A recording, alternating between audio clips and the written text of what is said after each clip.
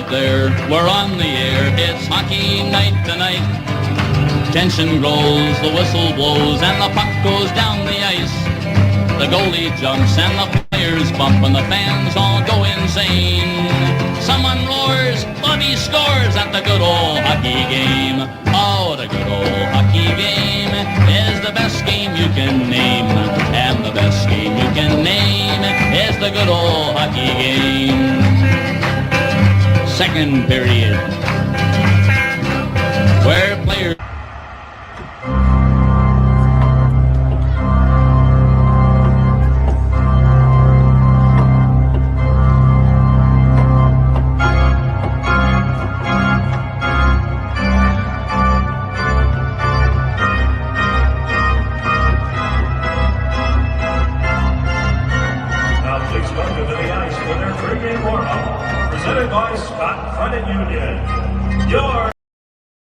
BlueNote Fan Report! Aloha and mahalo! I am Guy the Hawaii Blues fan, and I am your host with the most on the day when 4 points are on the line. That is right. Blues versus Minnesota!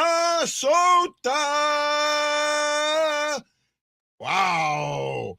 I am pumped up after that interview yesterday.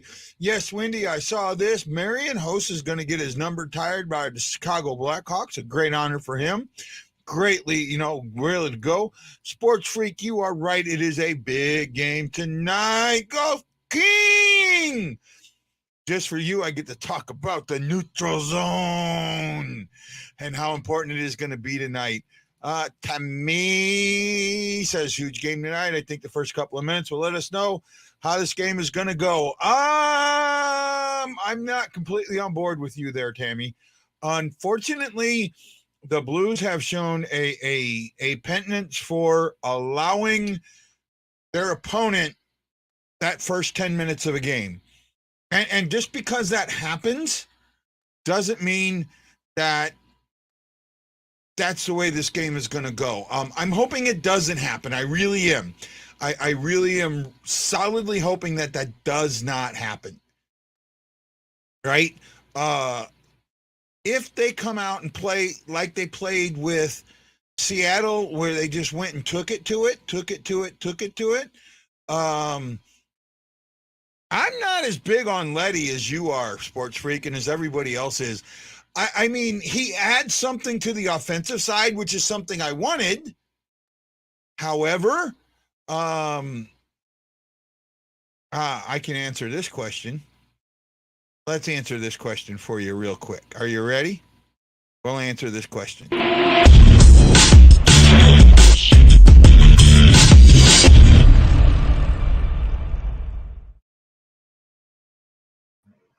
Today, after the pre-game meeting, Coach Craig Berube was asked who would start in goal. His answer was, it'll be a game-time decision. That has everybody wondering, who is going to start in goal?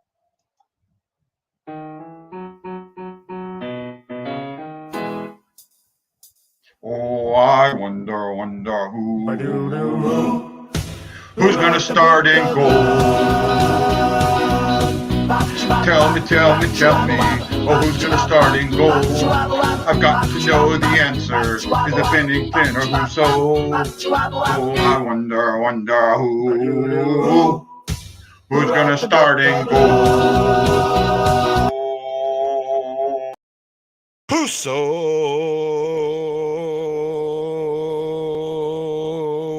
That's right. Husso's in net. Does not surprise me one bit. I think you did that. I don't know if it's Talbot. Yes, it is very fair to say that Bennington is the backup right now. Where are we at?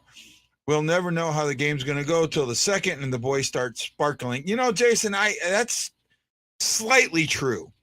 I think that the moment when they get their game to go, there is about that 10-minute mark of the first, right? Ian, I've been waiting for you, bud. You're right. It should be a good game. And it's an important game, right? There's a lot on the line right now. Tammy's getting a laugh. Sports Freak says, you did it now, Golf King. And Golf King says, of course I did. He knows me well. No Yankees talk here. It is confirmed Talbot in that tonight. Wow. Surprise. Oh my goodness. I just with Golf King saying hi to our Wild fan. I can't wait to wear my Pat Foley number 333 jersey to the Night Dead Center next week. Yeah, that should be a great day. You gotta, you know what, Wendy, if possible, we need to bring you on while you're at that game or whatever. If we got to see if we can do something and let you talk about that. I think that'd be great. I would really appreciate it. That was an awesome interview yesterday. Matt Lowe, thank you. Thank you so much. That was really, really. Now, look, I was thinking about this today. I was really thinking about this today. How many of you guys remember Roy Firestone? Roy Firestone used to be on ESPN, and he used to do interviews, right? And there was a time where he did an interview, and it wasn't with Alan Alda. It was the guy that played, and I can't think of his name.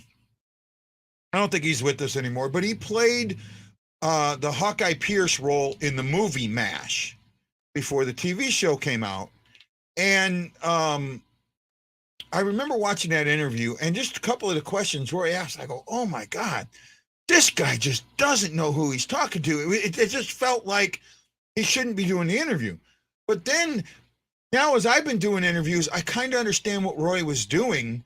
Roy was allowing his interviews to be organic and allowing what the interviewee said to be able to resonate on it, to discuss it in depth and more. And that's what I tried to do yesterday. I really did. And I hope that you guys enjoyed that.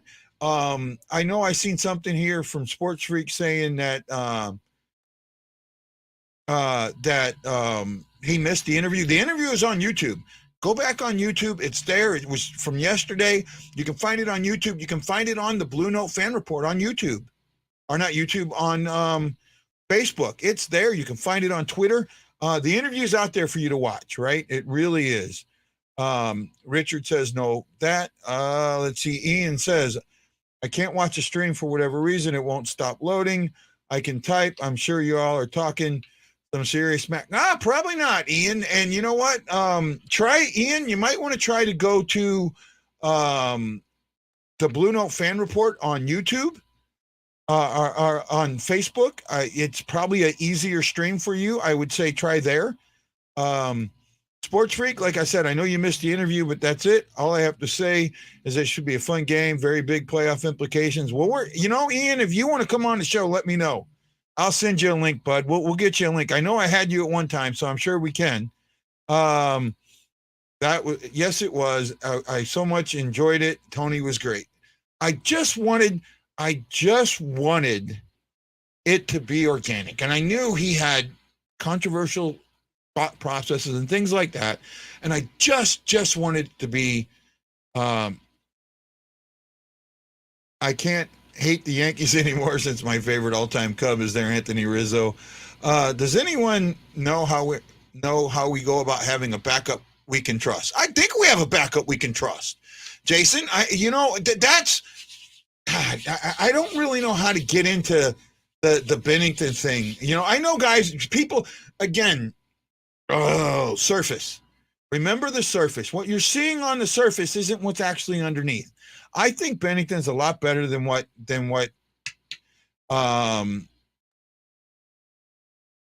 everyone thinks, right? There we go. He got it loaded. Richard Cocknell says, was hoping for the hottest trade item this season. Do you agree? I'm not sure what you're talking about there, Rich. You kind of okay, yeah. Now I see. Yeah. I'm surprised they don't have him going, but I think they play on Sunday, so it's not a back-to-back situation. I really am surprised they don't have him going, especially since Talbot got pretty well beat up in the last one. Right? And that was Bennington in that. And that was 6-4, but those last two goals were nothing to me. It was really 6-2. So we got Ian. I should be able to join for you for the second and post game if you want. Of course, Wendy, let me know, buddy. Let me know, my friend. Matt Lowe's, I thought it was cool. Got some awesome stories. I tried. He's one of my favorite in the MLB, talking about Rizzo. Guy Lance Scott was asking for a link in the group chat. Oh, okay. Glad you sent that to me. Thank you. And I'm doing the best I can. I kind of went on early, so that's might be why I'm missing that. But let me see if I can find it here real quick. He sent it in the Instagram one, and I don't look at Instagram on my computer, so it's better if he sends it to me on Facebook. But we'll do that. There we go. I just sent him the link, so hopefully he'll get it. I sent it to you on Facebook there in our little group chat. Ian, just reboot YouTube. Come on, Ian. That would be great if he can. I love him.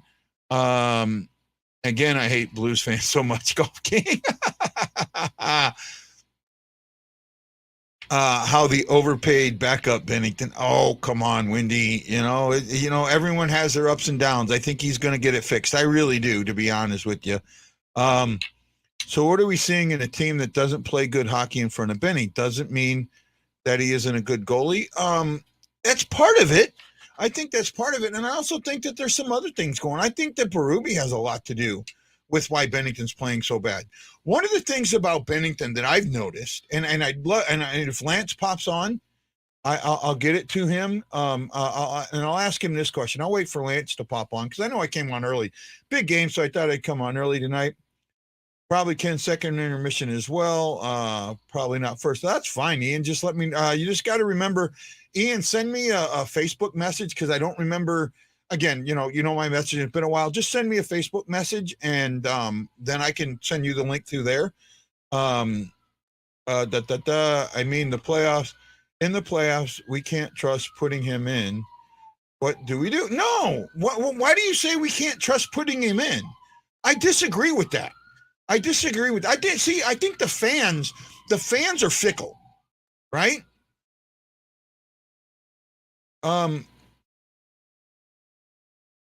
Golf King, I always thought Bennington was overpaid. I don't think he's overpaid. Bennington won us a cup. Folksy boy, boys play lousy in front of him.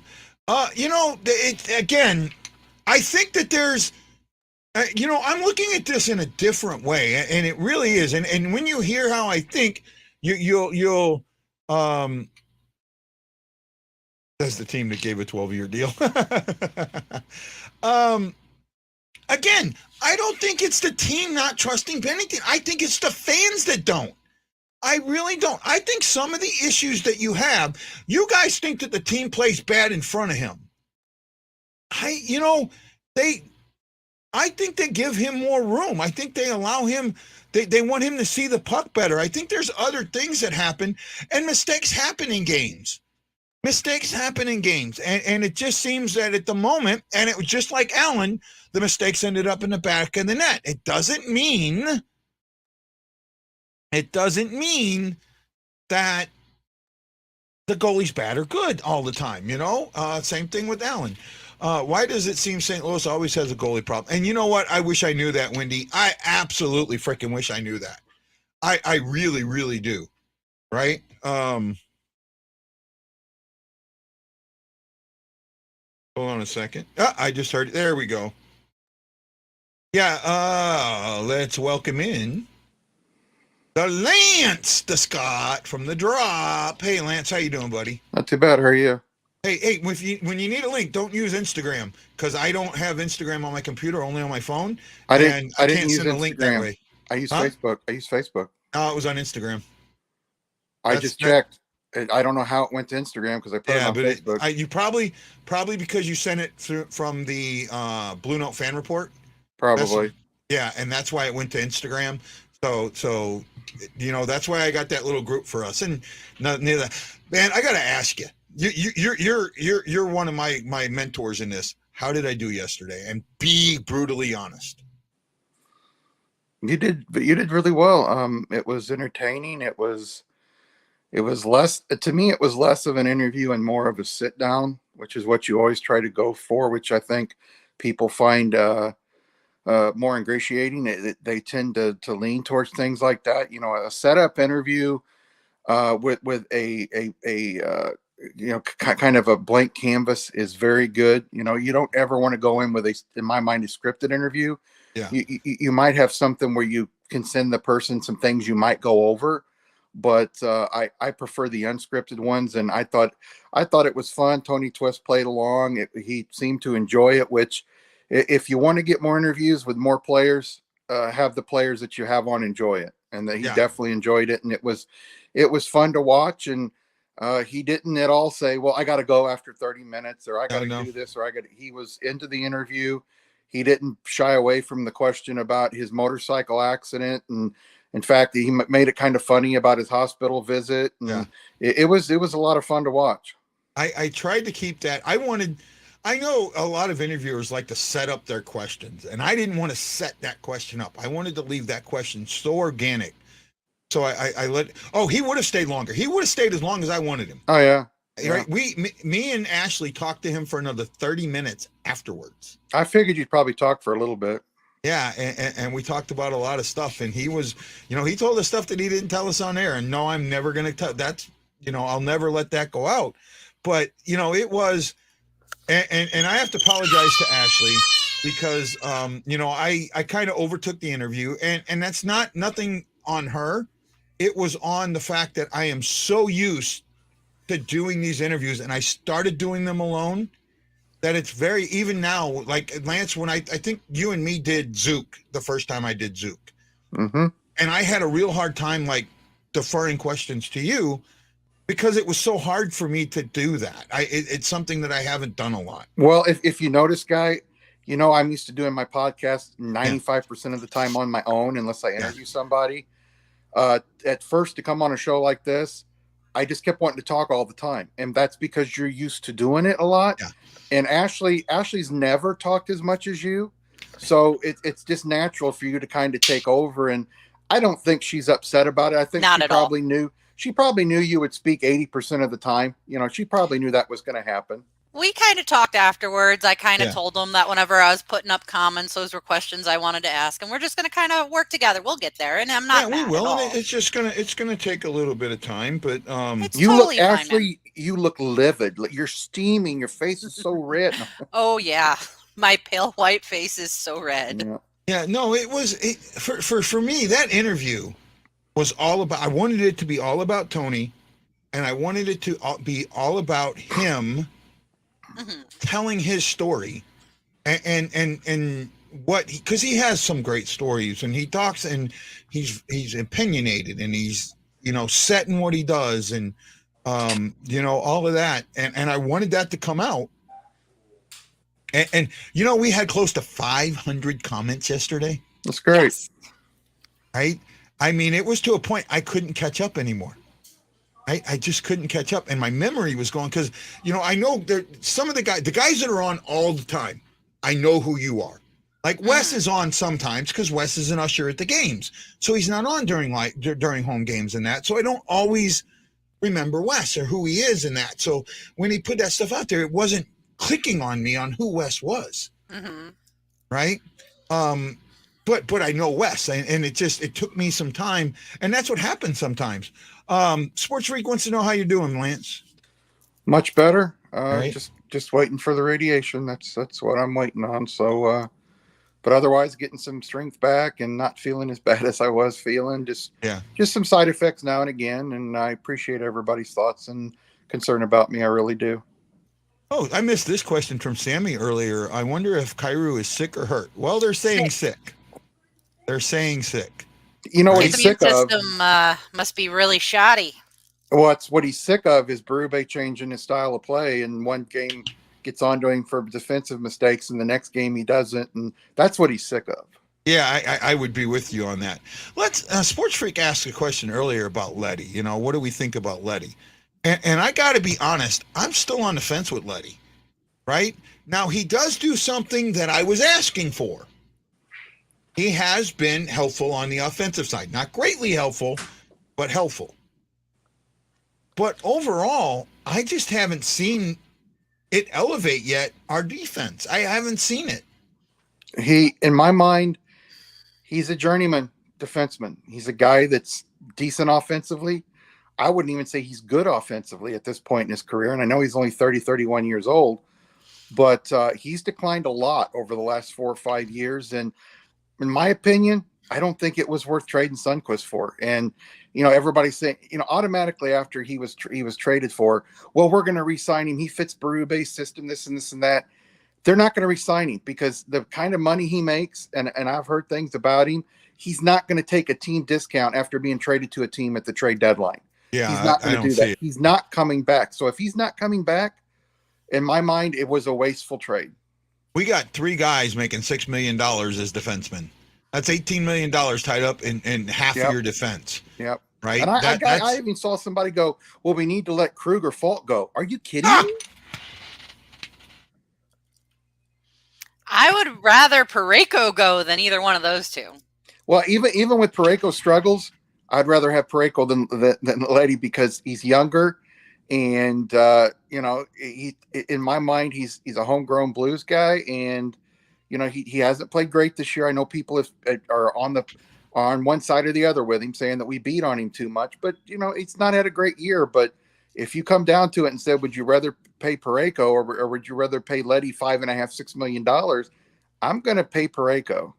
I am too. I think Parayko still has an upside. I think part of Parayko is get rid of Parayko. Sorry, I was just saying that, out of the 3, if I'm going to have to let one of those 3 go, I'd let Parayko go. Letty, I know he's just a rental. Mm-hmm. Yeah, no. So for me, the thing with Parayko is I take what we've seen from Parayko this season with a grain of salt. Right? And the reason I say that is because he came off of back surgery. Right? He didn't have surgery. He didn't have surgery. I thought he did have surgery. He injured his back but opted not for surgery, so he had to do a lot of physical therapy. Yeah. Yeah, so there's still things that I think that back was Bortuzzo. Or not Bortuzzo, Bouwmeester. Bouwmeester. That's what I attribute it to. It's the same thing. Bouwmeester had issues with his hips. He couldn't go to his left. Even I had Panger say that. He knew it. He knew that Bouwmeester could not go to his left. He knew something was wrong with Bouwmeester, that he couldn't go to his left. He didn't say anything. I think that it was but has that healed? Bouwmeester started going to his left, started getting more in the corners, really started being that defenseman that we knew he could be. I think the same thing is going to happen to Parayko, and it may not happen this year. It may not happen in the playoffs, but it's going to happen next year. I mean, that injury was pretty severe that it kept him out most of last season. Well, and another thing is, think about how your back is. Your back is so important to just normal life, sitting down, standing up, laying down, bending over. Now imagine having to have a bad back and play NHL hockey. How many guys have we seen retire because of bad backs? And the biggest example is Mario Lemieux. His back was so bad when he retired. I'm shocked he was able to play that last year. And it does look like there's something not quite right with him.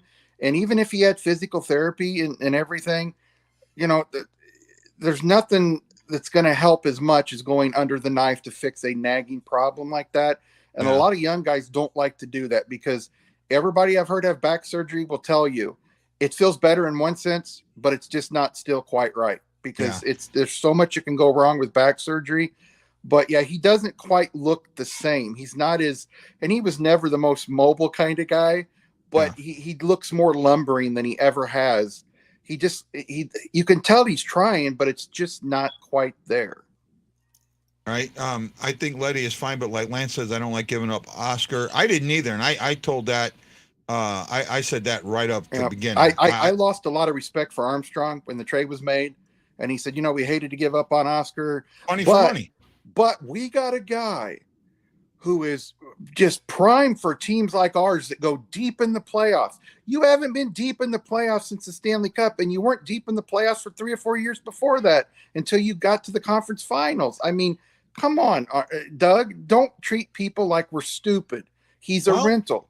I got a 16. We went to the conference final. 17. We went to the second round, and that was a good second round. Guys, second round is not deep. Third round is deep. Second round is not deep in the playoffs. Really, when you look at it, though, I mean, this team's only been to the third round in modern times. 1, 2, 3, 4 times. All right. How many times since Armstrong took over has this team been beaten in the first round? A lot. A lot. That is true. So for him more to than act more like than this, the end of the round, that is true. So for him to act like this team is a perennial, third round, taking it to the 7th game, second round, it's kind of treating you like you're stupid. Yeah. You know what, Jose? I won't say. So Tony was talking about something yesterday a lot, and he was talking about, especially in today's game, players playing for the name on the back instead of the name on the front. Unfortunately, I think Parayko in some ways falls into that category, and he falls into that category. Let me explain, because he's a big dude with a hard shot that just is too nice to use it, and that's the back.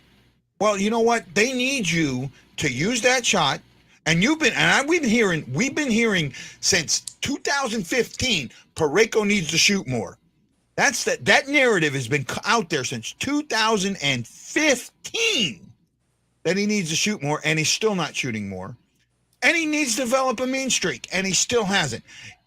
They're telling you what you need, and you still won't do it. You're playing for the name on the back. That's how I feel about it. I know it's somewhat of a stretch. I know some people think he's a great team player and all of that, but you know what? At some point, you got to go out and do what they need you to do. Yeah, but Guy, he's got the size. But if you look back at his career as a whole, in juniors and everything, he's never been that physical Chris Pronger. And there's not many Chris Prongers, and he's never used his size like that. A lot of guys his size should. I mean, Bouwmeester could be physical, but I wouldn't call him a Chris Pronger. By no means was he as physical as Chris Pronger. I think he is who he is. Now, can a guy step up his play and be more physical? Yeah. You can do that. You can make a conscious effort to be more physical, but if it's in your personality not to be more physical like that, it's just going to be hard for you. And because there are games where I see him hit a lot and you're like, man, he's really hitting tonight. And there's other games where you don't ever hear his name called for hitting somebody. He's just one of those guys. At some games he's going to look physical. Other games he's just not. Well, he did hit Ben Bishop in the clavicle, right? and no, I mean, you want to know, that was a turning point for him. He really, after that, stopped shooting. He stopped taking that slap shot.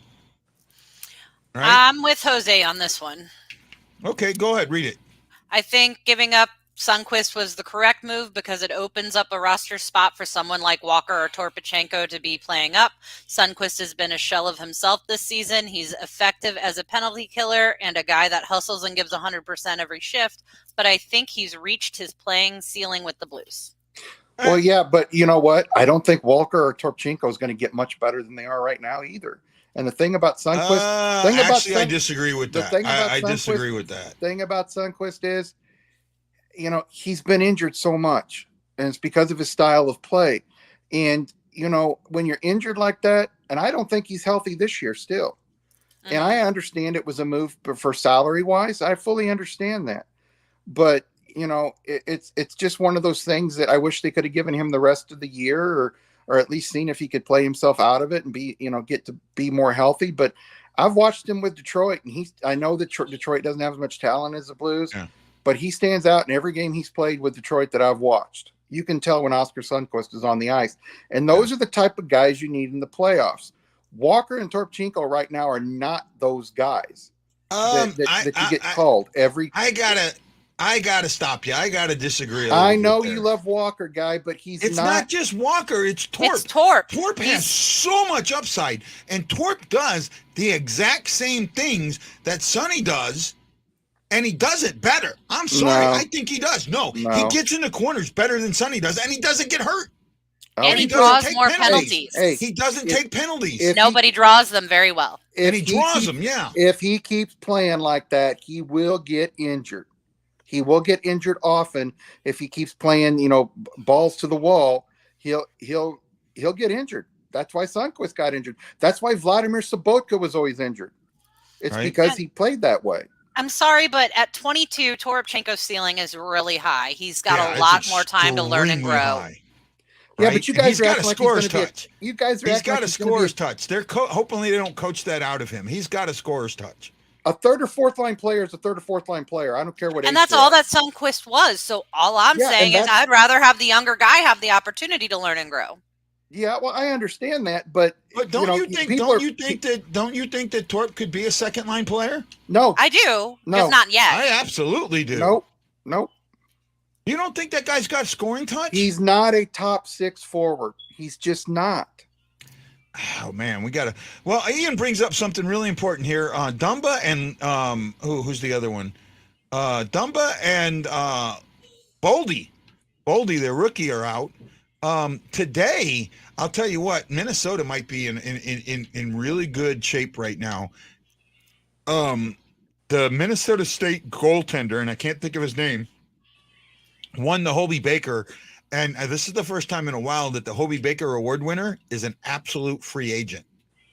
There are a couple guys from Minnesota guys that are free agents that are Minnesota could swipe up some good stuff. Yeah, I never put a lot of value on the Hobie Baker Award because there are guys that go to the NHL after winning it, and they're great. They're excellent. They're superstars. Then there's guys like Tony Herkus that won the Hobie Baker and just couldn't make it in the NHL. He's a very good goalie, and I don't know if the Wild are going to be able to get him or not. Oh, I gotta read this. This is from Luke, a tweet from Luke Horick. David Perron, as usually does at the end of warm-up, fires the puck the length of the ice at the net before skating off. But his buddy, fellow Quebecian Marc-Andre Fleury would not allow it and kicked it out. You could see Perron smile and gesture something towards him. This is gonna be an interesting game. I wouldn't be surprised if they chase Talbot again. I really wouldn't. I think did they chase Talbot in the Winter Classic, or did they just pull him? I can't remember. They may. I think they just pulled him. But I'm looking forward to this one. I really am. This is the game. This is the game. Shin throws his body around and gives 100%. Yeah, he does. I'm with that. Wendy says the Hobie Baker's hit is missed. The Haas signed a guy that won the Hobie Baker in 2013, and he only played 2 NHL games. Yep. So we got a Hobie Baker Award winner in Prunovich, right? I think Prunovich won the Hobie Baker. I don't I'll think look it so. up. I might be wrong. I think Prunovich won the Hobie Baker. I'm really certain he did. And unfortunately, he's been injured.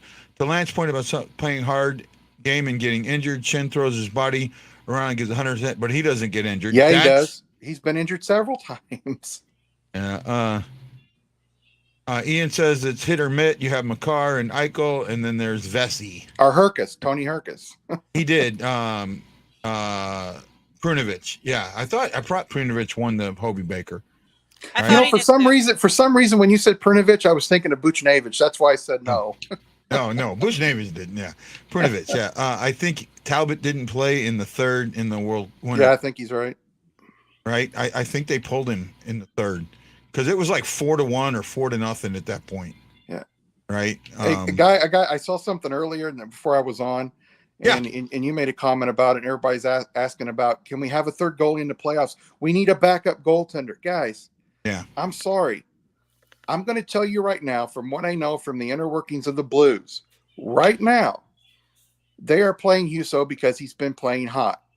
In their minds right now, Bennington is still their starter.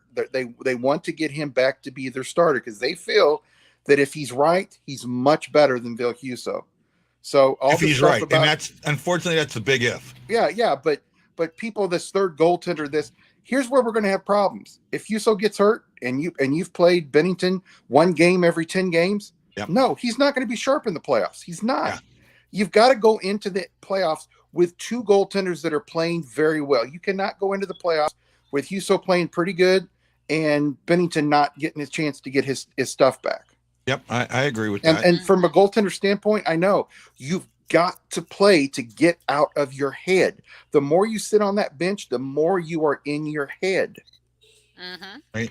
Well, I'll tell you what. I'll tell you this game is very important for both St. Louis and Minnesota. Mm-hmm. St. Louis is 11-1-2 going back to February 19th of 2019. Right? You talk about being in a team's head. You're in a team's head. When you're 11-1-2, you're in a team's head. That is an absolute. You are in a team's head. I have a strong feeling that they can get in that head even more, but they've got to do it like they did in the Winter Classic, and they got to come out fast. Yeah, they have to come out fast. They cannot come out and have one of these 3-shot 10 minutes into the first period. They can't do it. Not at all.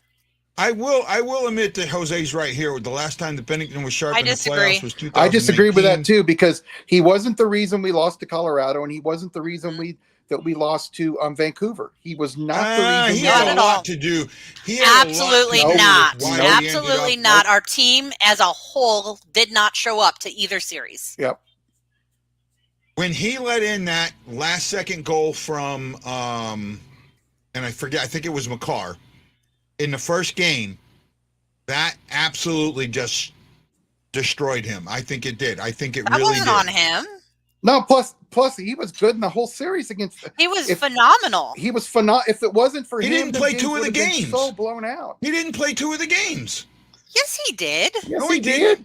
He played all 4. Vancouver. You're thinking of Vancouver. He was. Okay, that's what I'm talking about. Against Vancouver, he did not play 2 of those games, and he was not that great against.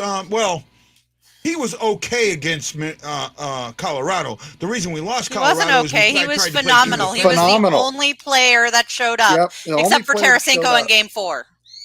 Right. If not for him, those games would have been 7-1, 7-2, 6-2. He was the glue that tried to help them win, even though they were overmatched. Yeah. Ian, there is no way the Predators are taking third. If the Predators take third, they're taking it from you. They're not taking it from us. And I mean that. And I mean that in the nicest way. And the reason I say that is because of these 2 games that we have against you. There is more weight on you to win these, on the Wild to win these games than there is on the Blues to win these games. Right? Yeah. I absolutely feel like that. Yeah. And Ian, I've always been the type of person, and I think a lot of people would agree with me, probably Ashley and Guy. It's not what you did in that season against the Predators, against the Blues.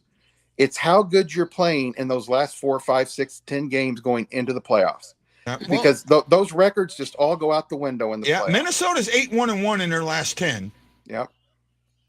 Richard, I think this is a new one. I don't think I've seen Richard Henry Doolittle before, but Ashley's why is not Ashley yelling? That's probably the only time you've ever heard Ashley yell.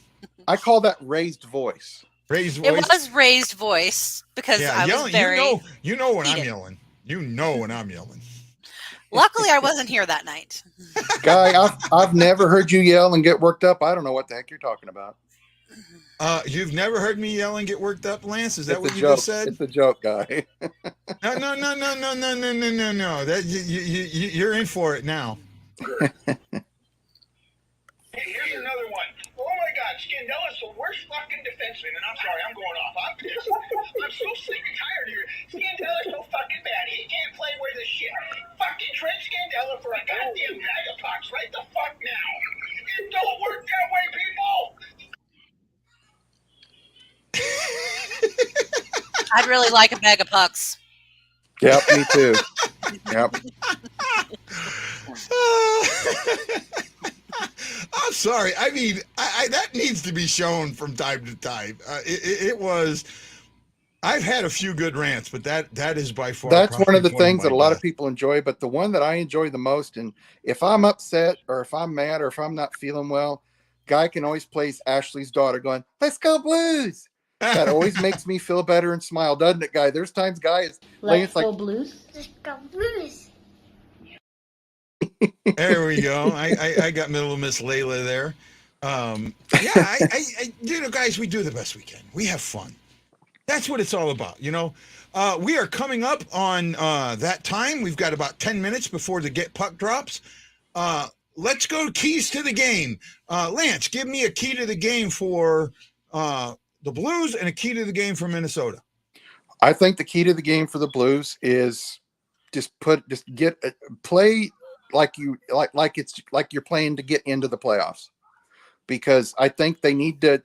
They've had some decent games where they've got a lot of shots on goal in the first period, but there's been a lot of games where, like you and I said, Ashley and Guy, that 10 minutes in, 11 minutes in, they've got 3 shots, 4 shots. That's not enough against a team like this. And you don't want Marc-Andre Fleury getting into a rhythm to where he feels like he's comfortable. You got to make good goaltenders feel uncomfortable. So my mind is put a lot of pressure in that first 10 minutes. Come out flying from the puck drop. When it comes to the Wild, I think the key is in net, is Marc-Andre Fleury. I think this team goes where he goes. If he plays strong now and plays strong in the playoffs, they'll be well. If he has hiccups, then they're not going to go very far in the playoffs. It's Talbot in net tonight. They're not even starting Fleury against us. That's right. But Talbot, I think Talbot's better than he was in Edmonton. I've always thought he was better than he showed in Edmonton. Yeah. But it's the same thing. They've got to get on him early. And the goaltending's the key. Okay, Ashley? I mean, I'm pretty much in the same page as Lance. We need to go out and we need to show that we're fiery right away. We can't play that 10 minutes of, well, let's see what they're going to do and adjust our game accordingly. We have to go out hungry. This is a really good team in Minnesota. So if you give them a little bit of room, they're going to capitalize, especially with Kaprizov. So we need to focus on making sure that we're covering the right people as well. Yep. And then with Minnesota, it's the exact opposite. They got to make sure the Blues aren't able to get the pressure. They got to make sure that they're quick enough to get away from, the defense and the, back checking. Here, this is Jose says Blues, play on your toes, cycle the puck, stay out of the penalty box. I say time out. I say use your physicality, and if you're in the penalty box, okay, you've got the penalty kill to keep the puck out of the net. You've got a penalty kill that can score a shorthanded goal. You have a penalty kill that you can trust. Use it. I really think that if you can get that toughness tonight, this team, Minnesota, could fold, and they did against in the Winter Classic. It was so cold. They did not think that the Blues were going to come out and hit, and the Blues came out and hit, and they folded like a lawn chair. And it was obvious. You look at the second period. I mean, Kyrou, unfortunately, I think he's out tonight, but Kyrou, 2 goals, 2 assists in one period, and that was all from playing that pounding game. Leia, come here. For me, the Wild, get after them, right? If this team is going to let you get after them, go get after them, right? That's the Wild's key. For the Blues, it's take your game and force it on the Wild. You cannot wait back 10 minutes. What am I in trouble with now? I'm sorry, Guy. I'm not laughing. I'm laughing at Ashley. She's getting those mom looks in her eyes. Yeah, Leia's getting into stuff, so I'm trying to. The older two went to their dads. As long as Leia stays out of number 2, I think we'll be good. It's those mom looks like, look at my eyes. If I was the guy on the X-Men, I'd be shooting the laser beams or X-ray right through you. Oh my gosh! Someone other than I'm not suggesting rough play. No, I'm suggesting physical play. I'm okay with physical play, but you still got to stay out of the box because yes, we can trust our penalty kill. But if you continue to take penalties, they're going to get tired, and the other team is eventually going to capitalize. It's going to wear out your defensemen. Yeah. It's going to wear out your forwards that play on the penalty kill. But you know what? I was hoping they would come out in that Winter Classic game. Yeah. Because I've played out in the cold on ponds, and the best way to get going and get your juices flowing and start to take over a game is to move around and play physical. You just stand out there and skate, that weather's going to get to you. So you've got to move, you've got to do things, and I know it's an indoor game now, but you've got to do the exact same thing. Mm-hmm. Okay, Kyrie, Rosen, and Krug are scratch. Krug is skating. Krug is close. Yep. I see Krug back for the game Saturday. I'm Not hoping. this Saturday, a week from now against Minnesota again. I see him back. I really do. Jose says they got completely beat up by Nashville in their last game. I'd be surprised if the Wild isn't more prepared for us. I don't think you can prepare. I think the Wild are going to come out and not want to get embarrassed and give up 3 power play goals. However, if St. Louis does the things that St. Louis is supposed to do, I'll tell you what, you win that opening faceoff and you're able to get down the ice quickly and get a couple of quick shots on that or get it into a quick cycle, watch out. This game's over. But you've got to do that. If they win the faceoff, clog the neutral zone. There you go. That's for you, Golf King. Clog the neutral zone. Don't let them out of it. This is your time. This is your time. I'm going to, my inner, God, I can't think of the coach of the 80 Olympic team now. Herb Brooks. Herb Brooks, my inner Herb Brooks. This is your time. They may beat us 9 out of 10 times, but not tonight. This is your time, and that's the what you need to pound into the Blues. Not their what their record is against them, but tonight is your night in your building. Make it happen. No, I would That's say what I would say. I would say, we're 11-1-2 against them. We've won 11 out of 13 games, or out of 14 games. Let's make it 12 out of 15. That's what I would say. Yeah, But I thought of a good name for you, Guy. Good nickname. Yeah. Guy Neutral Zone Benson. Oh yeah. You know what? I'll stop preaching the neutral zone when someone proves me wrong. No, I'm not saying you're wrong. I'm just saying it's a good nickname for you. Right? How about a fight? Ian, how about fight night the other day against the Predators? It was fun to watch. Yeah. And the Predators just took the Wild off their game. Wild need to keep out of the box for goods. I like him in the box. Hey, yeah. I do agree with the narrative that's been thrown around here tonight. Yeah. If people aren't careful and the Predators, are in the playoffs, they are a team that could sneak up on somebody. So whoever plays them is going to have to really play well. Well, hopefully they'll hit that 4th spot and play Colorado. Let's hope. Now they'd have to hit the 5th spot to play Colorado. 4th spot they'd play Calgary.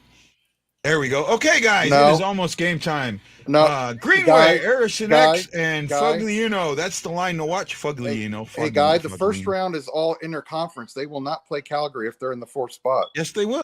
No, they will play Colorado. No, they won't. 1 plays 4, 2 plays 3. No, they changed that.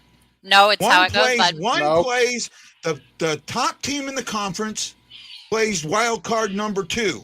The second division winner plays wild card number 1, and then 2 and 3 play each other.